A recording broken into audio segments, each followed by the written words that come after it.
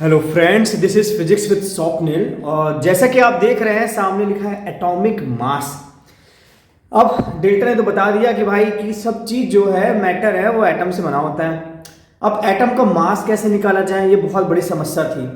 जैसे कि आप सामने वाइट बोर्ड है, इसका मास कितने किलो होगा, 2-3 किलो होगा, तो आप जानते हो। अब एटम तो बहुत छोटा होता है।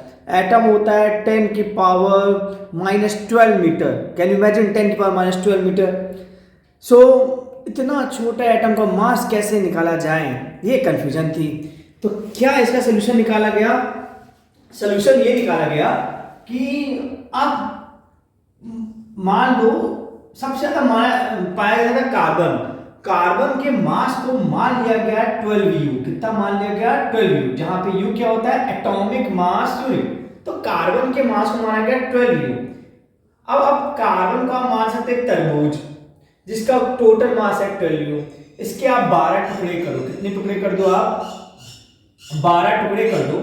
अब 12 टुकड़ों में हर एक टुकड़े का वजन कितना होगा?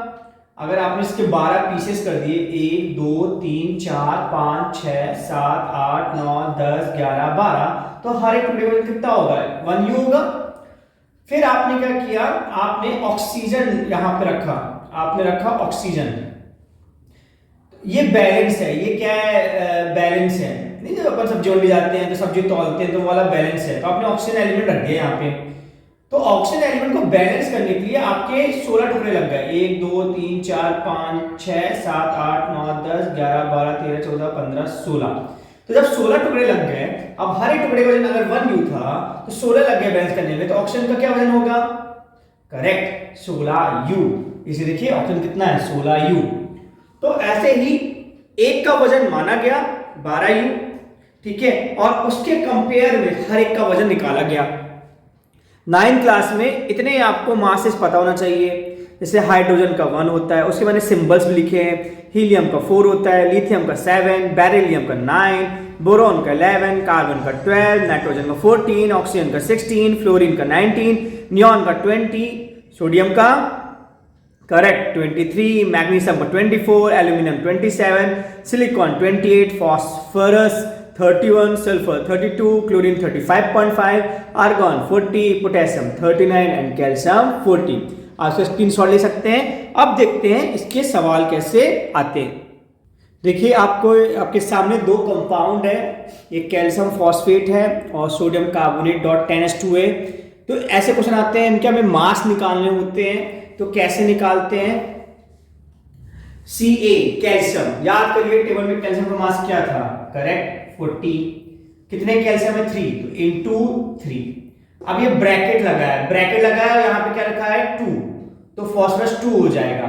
जब एलिमेंट चेंज होता है, हम कैल्शियम खत्म हो गया, आप फास्फोरस में जा रहे हैं, तो एलिमेंट चेंज तो प्लस।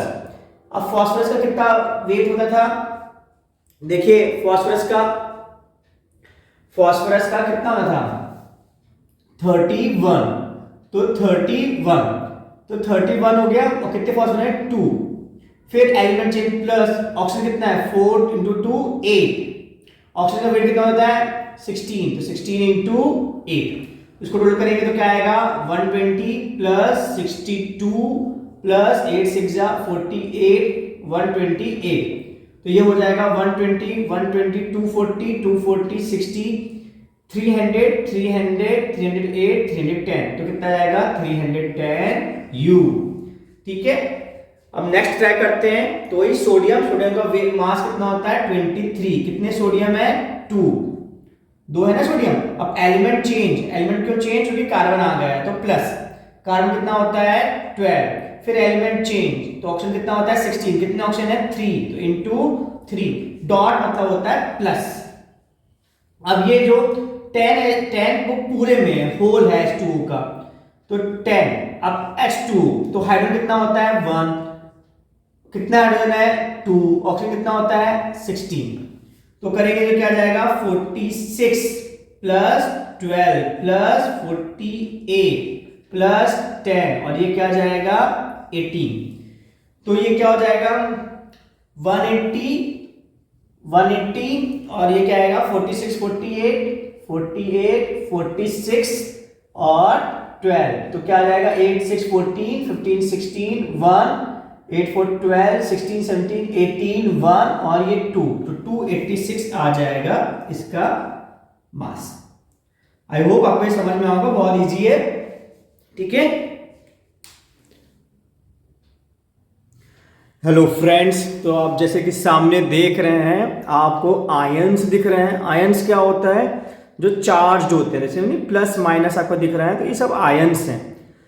अब इनकी क्या जरूरत है, क्या ये काम आएंगे, जैसे पहला आप देख रहे हैं इसको रीड किया जाता है Na+ और बोला जाता है सोडियम, फिर क्या है K+ potassium, Ag+ silver, Cu+ copper first, Mg2+ magnesium, Ca2+ calcium, Zn2+ zinc, Fe2+ iron second, Cu2+ copper second, Fe3+ iron third, Al3+ aluminium, H+ hydrogen, H- hydride, Cl- chloride, Br- bromide, I- iodide, O2- oxide, H2- sulphide, N3- nitride, NH4+ ammonium, OH- hydroxide, NO3- nitrate, SO3 hydrogen carbonate, CO3 carbonate, SO3 sulphite, SO4 sulphate, PO4 phosphate. तो ये हमें क्यों पढ़ना है, क्योंकि जब भी compound बनते हैं ना, तो इनकी जो वैलेंसीज होती हैं वो इंटरचेंज होते हैं। वैलेंसी क्या होती है, जितना अगर ये 1+ है तो वैलेंसी 1, 2+ है तो वैलेंसी 2, 3+ है वैलेंसी 3, 2- है तो वैलेंसी 2, 1- है वैलेंसी 1, 2- वैलेंसी 2। वैलेंसी में प्लस माइनस देखना है, बस जितना चढ़ा हुआ है ऊपर पावर वो देखनी है। एक एग्जांपल लेते हैं, जैसे बोला गया है कि भाई कंपाउंड बनाओ, एल्यूमिनियम क्लोराइड बोल रहा है, right molecular formula of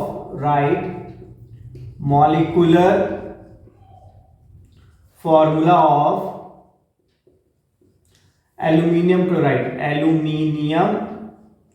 chloride.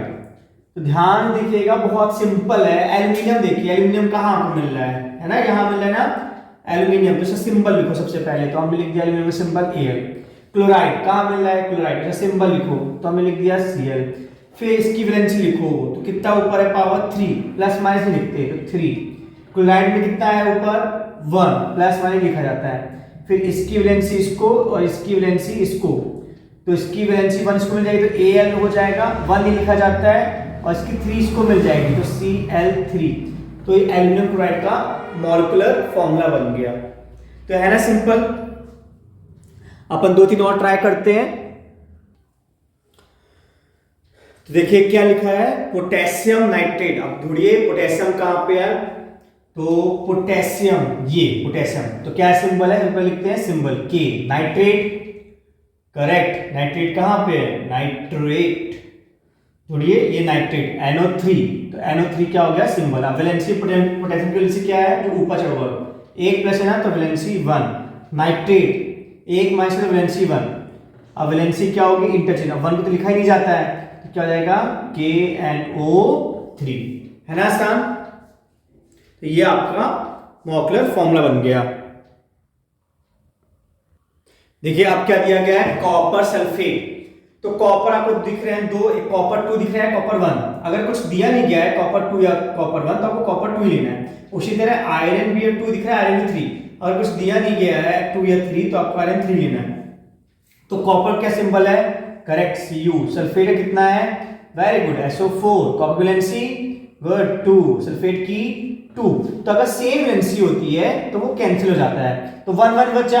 अब 1-1 तो लिखा ही नहीं जाता है, तो ये क्या हो जाएगा CuSO4।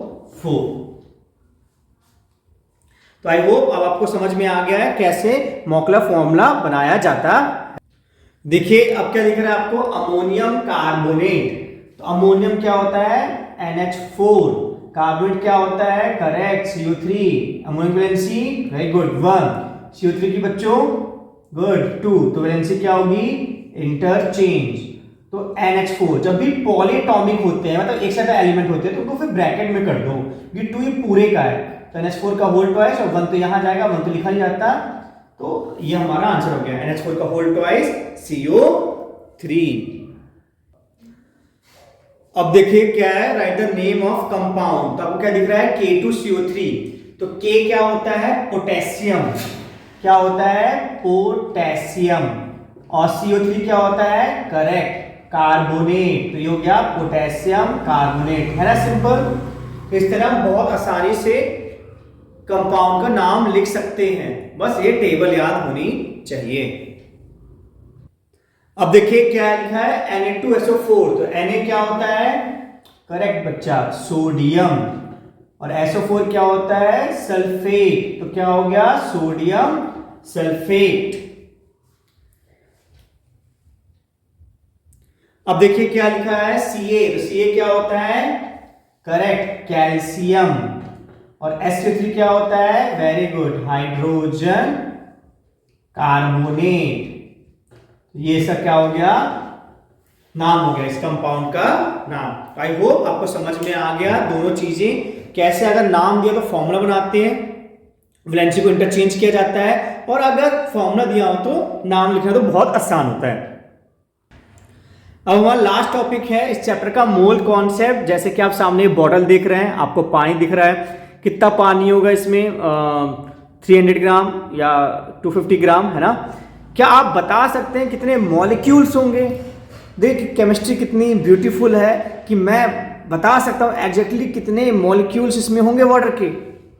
तो थैंक्स टू एवोगाड्रो, ठीक है, एवोगाड्रो ने बताया कि बहुत ही सिंपल सा लॉजिक बताया उसने। जैसे हमारे पास वाटर है, वाटर का मास क्या होगा, कंपाउंड का मास कितना, हाइड्रोजन है 2 हाइड्रोजन है, एक हाइड्रोजन का मास 1 होता है, 2 है तो इंटू 2, एलिमेंट चेंज तो प्लस, ऑक्सीजन कितना होता है 16, तो हो गया 18U। तो अगर हम इसको ग्राम में लिखते हैं, किस में लिखते हैं, ग्राम में, तो अगर हमने एटॉमिक मास को, मॉलिक्यूलर मास को ग्राम में लिख दिया तो वो हो जाता है 1 मोल के बराबर। किसके बराबर हो जाता है, 1 मोल।